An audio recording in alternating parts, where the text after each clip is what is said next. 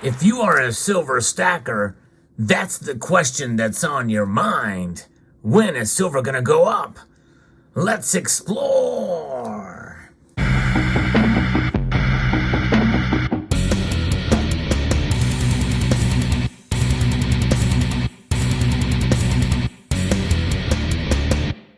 it's more specific to that for those of you following the markets. We talk about greater demand typically causes the price to go up. Well, we've seen it. For all intents and purposes, we've seen it over the last couple of years, increased demand for silver beyond supply. So why is the price not up? And when will the industrial demand for silver make the prices go up? I'm going to be referencing an article here from Kitco that will shed a little bit of light on this subject, pun intended, maybe some sunlight, greater pun intended. In fact, hence why I'm showing some Sunshine milk spotting minting silver rounds here. As you can see, these milk spots on these things. Sunshine Mint is known for their milk spots on their rounds. They're pretty rounds. They got this nice security feature on it, but these milk spots are just abhorrent. But nonetheless, we're going to get into this discussion here. As we do, I will encourage you to press that thumbs up button down below, somewhere down in this general vicinity. It does help get the word out there. It helps the algorithm. And if you haven't done so, I encourage you to subscribe to the channel. I post daily videos about the topics of silver, gold, platinum, palladium, rhodium, and other precious and non-precious metals alike. This is why the channel is called Salivate Metal. Shifting interest rate expectations continue to take their toll on the precious metals market. In fact, that's one of the things that is fighting against the ever-increasing demand for the metal.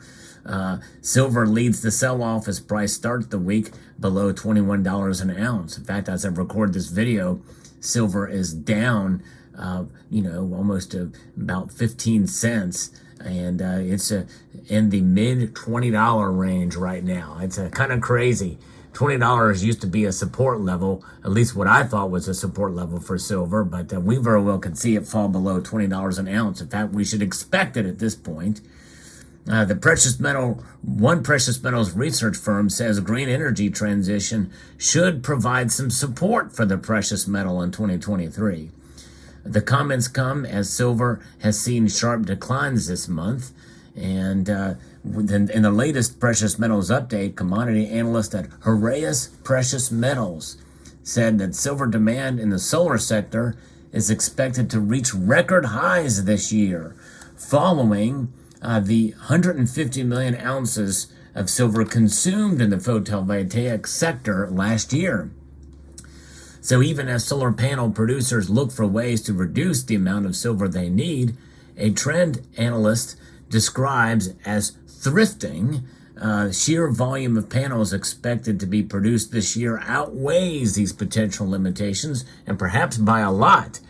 Some of you may have heard of and maybe have seen in your areas, especially if you are in the South or even in the West, what are known as solar farms, where you have vast amounts of lands dedicated to solar panels being used to offset, the regular production, coal and whatever other dirty energy suppliers of production. Of course, they have their own problems and issues as well. The solar farms do. They're ugly to look at, but there's a lot of silver used, with about 20 grams per solar panel. That all adds up, especially when you count rooftops and then these solar farms that have been put out there. But the West energy transition is helping to drive silver demand growth. Despite the economic slowdown and possible recessions in the U.S. and Europe, demand for renewable energy and solar photovoltaics modules is not expected to contract, especially since there's a lot of federal government initiatives and actually mandates as well for it. Fiscal stimulus and government support for the energy transition is forecast to result in another record year for PV installations globally, including Europe and the U.S. Heraeus specifically said it expects Europe to lead the world in solar demand as the region continues to wean itself off the reliance of imported oil and gas. According to the European Union's Green Energy Transition Plan, REPower EU, it could expect up to 26 billion euro to support rooftop solar panels in the next 4 years. And that's only being fast-tracked with what's going on with Ukraine now. They're talking about now getting natural gas and utilizing other methods to get natural gas. But really, they have been pushing this initiative for quite a number of years, even before the invasion, and in the last decade. In fact, Germany is one of the largest manufacturing companies of PV technology and solar panels. The other nation to watch is going to be China, which is the world's largest producer of solar panels. Economists expect China's manufacturing sector and economy to pick up as the government removes its harsh COVID-19 restrictions. However, China's reopening has so far not gone as smoothly as expected. And just like those of us here in the West, it takes a while to reconnect those supply chains. And China's seeing a bit of a problem there. So I think a lot of it is going to depend on China and the further healing of these supply chains in the West here as well, too. I think that's one of the major reasons why we've not seen silver take off. I think once they do start to come back together and China starts to get things going again, then we are going to see silver demand pick up. So the movements in silver price now, both in the positive and negative directions, I think are largely due to it just kind of falling in line with gold. What gold does, silver does better, and or vice versa. Silver goes down, or if gold goes down, silver goes down more. Today is one of those rare days, you've heard me talk about it before, where the two metals are acting moving in opposite directions. And I think this is largely due to the industrial side, and part of what we're seeing here is having a negative impact because the demand for it's just not quite there yet this year. So industrial PMIs in China are currently sluggish, remaining below 50 in January for the sixth straight month. And domestic photovoltaic module output in January was 8.6% higher month on month at 29.1 gigawatts and is expected to reach just under 30 gigawatts in February. Overall, productivity should increase later in the year as the labor force recovers from the pandemic. Production capacity growth in the PV supply chain last year, plus that under construction, should mean that PV module output can meet demand, supporting requirements for silver paste in PV uses. For those of you who don't know, that is the primary ingredient in these solar panels. I found out the hard way when I tried to recycle them out of my own solar panels. Posted videos of it on YouTube. It was an epic fail, a failure in epic proportions for me trying to extract the silver out of my solar panels. So I had to send those in. But it can be done, but it takes a process, which means that silver is going to kind of remain in solar panels for quite some time. People can't just take the solar panels and get them and get that silver out.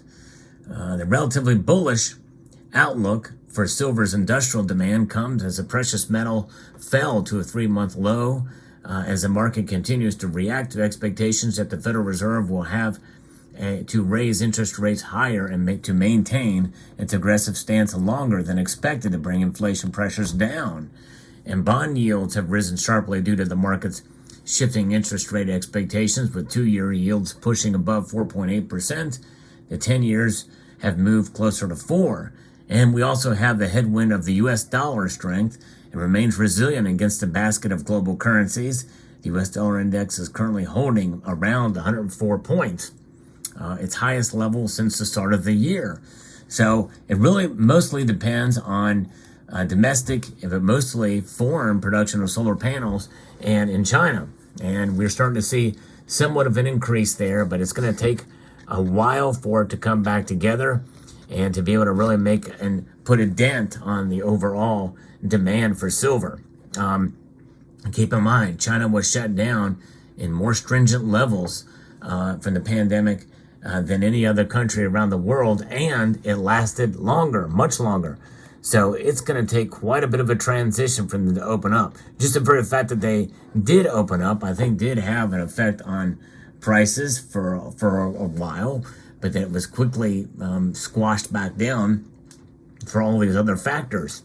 Silver's price is at war between the Feds raising rates and demand expectations for silver this year. So that's what we are looking at. It'll be very interesting to see, but I think to answer the question, when will industrial demand make silver go up? It's going to happen probably later in the year, and it's going to probably be a part of an equation that's going to send it going up. Because I believe that probably just before the end of the year, we may see a pause and maybe even a shift, maybe even a very small pivot for the Federal Reserve. Just depends on other economic data that could come out. So it'll be fascinating to see. But let me know what your thoughts are.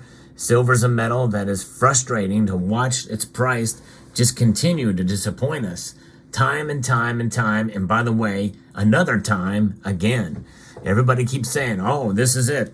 It's just, this is the last bottom and it's going to go sky high from here. No, prepare for it to bottom again. That's just it, folks. We really don't know. There's a lot of different factors that can affect the price and that are outside of everybody's purview, in terms of being able to gauge it with the markets and the psychology of the markets. Even with great demand that can come with this China reopening at a faster pace, I think there's still room for silver to move the other way. It's a volatile metal. That's just the nature of trading that we're seeing. People can say, well, silver's always been volatile, but there's been quite a number of years when it has been very stagnant. And that stagnant price movement has mainly been in times of depression for silver's price, meaning it's been undervalued for a number of years. That's been my experience. But volatility to the upside, it means it's going to be volatile and you're going to see periods of these dips again. So be prepared for that, folks. You're in it for the long haul when you stack silver. And if you're in it for the long haul, that means you're using it as an insurance policy, as a hedge against economic instability. So I encourage you to hold fast, hold the line with silver. Stack on, stay stacked, stay packed, and be encouraged. Silver is the metal to watch, and it's the metal to have to keep your stacking journey sane. So there you have it. I'd like to extend a multitude of gratitude to you all for taking the time to watch, and to encourage you to please rate, share, comment, and subscribe.